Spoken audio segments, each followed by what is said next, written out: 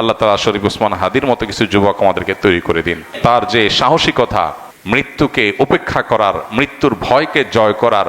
ওসমান হাদি বলেছেন তার বাবা তাকে উদ্বুদ্ধ করেছেন, তার বাবা তাকে জেনারেল শিক্ষায় যেতে বলেছেন, অনুমোদন দিয়েছেন এই শর্তে যে তুমি অন্যায়ের বিরুদ্ধে লড়াকু সৈনিক হবে।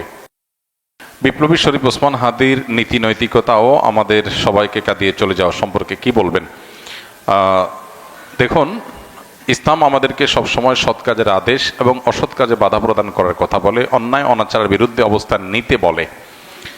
ইসলাম আমাদেরকে বলে সবসময় আমরা নিজের ব্যক্তি স্বার্থের ঊর্ধ্বে অন্যের কল্যাণ সাধনে নিজেকে নিয়োজিত করব। ইসলাম আমাদেরকে বলে আল্লাহর রাহে নিজের জীবনকে নজরানা হিসাবে পেশ করার জন্য স্বপ্ন আমরা লালন করব। তো এই বিপ্লবী তরুণ সেই কাজগুলো অত্যন্ত সুন্দরভাবে সুচারুরূপে আঞ্জাম দিয়েছেন। আমরা দোয়া করি আল্লাহ তাআলা তার ভুল ত্রুটি সবকিছুকে ক্ষমা করে মাগফিরাত নসিব করে তাকে শাহাদাতের সর্বোচ্চ মাকাম দান করেন। একজন মুসলিম তরুণের জীবনের সার্থকতা কি, এটা এই তরুণ দারুণভাবে বুঝিয়ে দিয়ে গেছেন। আমাদের তরুণদের বড় অংশ তারা ভোগবাদ, খেলতামাশা, আনন্দ বিনোদন, হেয়ালিপনা এসব কিছুর মধ্যে ডুবে থাকে। পশ্চিমারা আমাদের ধার, আমাদের স্পিড, আমাদের স্পিরিট, আমাদের গতি, আমাদের পাওয়ার, আমাদের ইমানের শক্তি, এগুলো সবগুলোকে তারা ভোঁতা করে দেওয়ার পরিকল্পনা হাতে নিয়েছে। আমাদেরকে নারীতে, মাদকে, বিভিন্ন বিষয়ে তারা আসক্ত করে ফেলেছে এবং এই ভোগের মধ্যে জীবনযাপন করাটাই বা ক্যারিয়ার বা নিজের গণ্ডির সীমাবদ্ধ চিন্তার মধ্যে আবদ্ধ থাকাটাকেই জীবনের লক্ষ্য হিসাবে যেন আমরা বেশিরভাগ তরুণরা আমরা বানিয়ে নিয়েছি। তো এই গণ্ডি ভাঙতে পারা, ভয়কে জয় করতে পারা, মৃত্যুকে ওয়েলকাম করতে পারা, মৃত্যুর জন্য অপেক্ষা করতে পারা, এটা ইমানদারের চরিত্র। ওসমান হাদি তিনি যদি ইমানদার না হতেন, তিনি যদি মাদ্রাসা পড়ুয়া না হতেন, তিনি যদি তা মুসলমান পরিবারের আলেম পরিবারের সন্তান না হতেন, তার ভিতরে যদি দ্বীনি চেতনা না থাকতো, তিনি হয়তো তথাকথিত বিপ্লবী হতে পারতেন, কিন্তু মৃত্যুকে এতটা হাসি মুখে আলিঙ্গন করার এই শিক্ষা কোরআন হাদিস ছাড়ার কোথাও থেকে পাওয়ার কোনো সুযোগ নাই।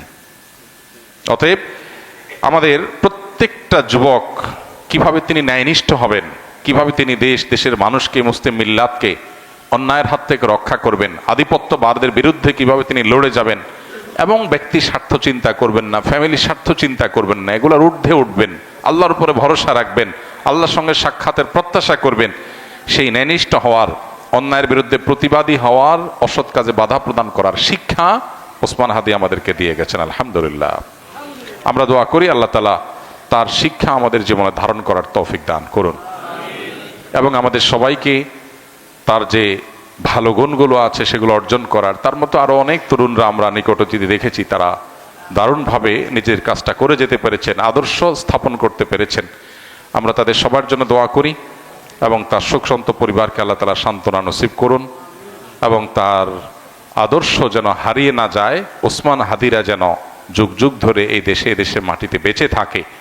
এদেশে মানুষের বড় বেশি তৃষ্ণা, বড় বেশি পিপাসা, কেউ তাদেরকে উদ্ধারে এগিয়ে আসবে, নেতৃত্ব দিবে, জীবন বাজি রাখবে। অনেক তরুণই তো আমাদের আছে। কজন তরুণ এরকম স্বপ্ন দেখেন? কজন তরুণ এই সীমাবদ্ধ চিন্তার ঊর্ধ্বে উঠেন? ওসমান হাদি বলেছেন তার বাবা তাকে উদ্বুদ্ধ করেছেন, তার বাবা তাকে উৎসাহিত করেছেন, তার বাবা তাকে জেনারেল শিক্ষায় যেতে বলেছেন, অনুমোদন দিয়েছেন এই শর্তে যে তুমি অন্যায়ের বিরুদ্ধে লড়াকু সৈনিক হবে। তার পরিবার থেকে তিনি পরিপূর্ণ সাপোর্ট পেয়েছেন। তো কয়টা পরিবার এরকম আছে, কয়টা মা বাবা এরকম আছে যে বাবা তুমি কেরিয়ার গড়ে অনেক টাকা পয়সা কামাই করবা, অনেক বড় পদ চেয়ারে যাবা, আর আমরা ভোগবাদের ভিতরে থাকবো, আমরা সেগুলো ভোগ করব, ভাবসাব হবে, সামাজিক অবস্থান হবে, এগুলো আমাদের টার্গেট না।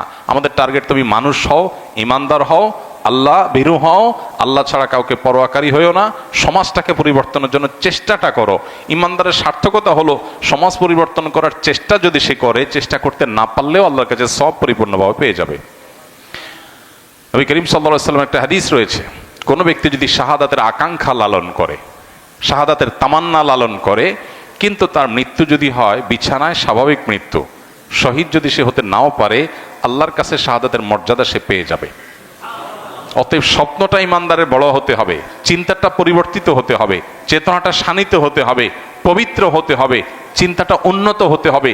নিচু চিন্তা, সীমাবদ্ধ চিন্তা, ভোগবাদের চিন্তা, মোজমাস্তির চিন্তা, শুধুমাত্র হাসি তামাশার চিন্তা, এটা মুসলমানের চিন্তা হতে পারে না। মুসলমান আব্দুল ইবনে ওমরের, বেলালের, আম্মারের, সোহাইবের, ওমর রাদিয়াল্লাহু তাআলা আনহুর, আব্দুল ইবনে আব্বাস রাদিয়াল্লাহু তাআলা আনহুর, খালিদ ইবনে ওয়ালিদ রাদিয়াল্লাহু তাআলা আনহুর, মুসআব ইবনে ওমর রাদিয়াল্লাহু তাআলা আনহুর আদর্শের সন্তান। তারা জীবন বাজি রেখেছেন, সব উৎসর্গ করে দিয়েছেন।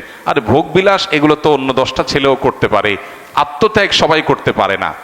সামান্য ক্যারিয়ারের চিন্তা নিয়ে আবদ্ধ হয়ে থাকা, সীমাবদ্ধ চিন্তার মধ্যে আবদ্ধ থাকা, এটা তো পৃথিবীর সব যুবক তরুণী করে।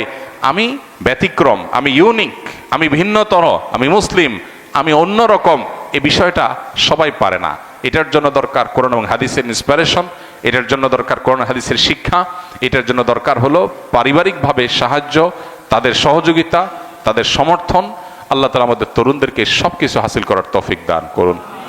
আমাদের এই সমাজটাতে যে অনাচার, অনিয়ম, আধিপত্যবাদের কাছে গোলামি করা, মাথা নত করা, বিদেশিদের কাছে নিজেদের সব কিছুর বর্গা দিয়ে দেওয়া, এই জিনিসটা আমাদের দেশে দীর্ঘদিন থেকে হচ্ছে। আমরা নামে মাত্র স্বাধীন হয়েছি, আমাদের চিন্তা চেতনায় আমরা স্বাধীন হয়ে উঠতে পারিনি। আমরা পরিপূর্ণ স্বাধীনতার স্বাদ ভোগ করছি না। আমাদের এখানে এখনো কান পাতলে চতুর্দিকে প্রতিটা ওয়াল থেকে মাজলুম মানুষদের কান্নার আওয়াজ শুনতে পাই আমরা। আমাদের এখানে এখনো ন্যায় বিচার প্রতিষ্ঠা হয় নাই।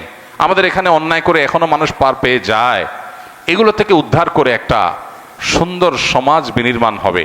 অন্যায়ের বিরুদ্ধে মাথা ছাড়া দিয়ে মাথা উঁচু করে কথা বলবে, এরকম মানুষের জন্য প্রচন্ড তৃষ্ণা এবং পিপাসা সমাজে আছে। দরকার কিছু তরুণের, দরকার কিছু যুবকের। আল্লাহ তাআলা শরীফ ওসমান হাদির মতো কিছু যুবক আমাদেরকে তৈরি করে দিন। তার যে সাহসিকতা, মৃত্যুকে উপেক্ষা করার, মৃত্যুর ভয়কে জয় করার, ভয় পাওয়ার যে সংস্কৃতি আমাদের দেশে আছে, বাবা ভয় পায়, মা ভয় পায়, স্বামী স্ত্রী ভয় পায়, নিজে ভয় পায়, সবাই ভয় পায়, ক্যারিয়ারের ভয়, ব্যবসা নষ্ট হয়ে যাওয়ার ভয়, চাকুরির ভয়, এই ভয়কে জয় করার জন্য কলিজা লাগে। আল্লাহ তাআলা সেই কলিজা, সেই সাহসিকতা, সেই ইমানের শক্তি আমাদের সবাইকে নসিব করুন।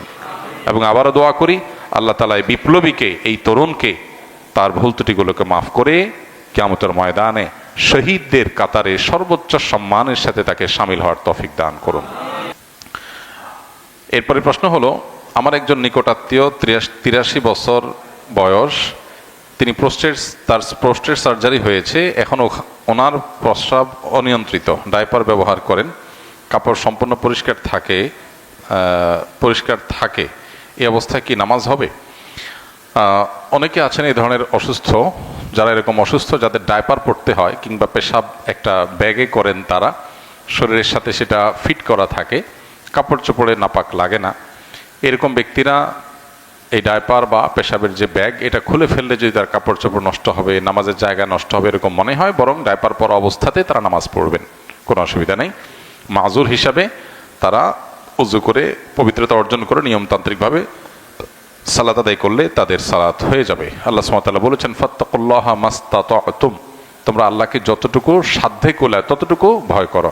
যেটা তোমার সাধ্যের বাইরে, সেটার জন্য আল্লাহ পাকড়াও করবেন না। আল্লাহ বলেছেন, লা ইউকাল্লিফুল্লাহু নাফসান ইল্লা উসআহা, সাধ্যের বাইরে আল্লাহ কিছু চাপিয়ে দেন না। একজনের অপারেশন হয়েছে, তার এর ছাড়ার কোনো বিকল্প নাই, অনবরত পেশাবের ফোঁটা আসতে থাকে বা যখন তখন চলে আসে তার নিয়ন্ত্রণের বাইরে, সো তিনি ডায়পার ইত্যাদি ব্যবহার করে যদি তিনি নামাজ পড়েন, নামাজ হয়ে যাবে ইনশাআল্লাহ তাআলা।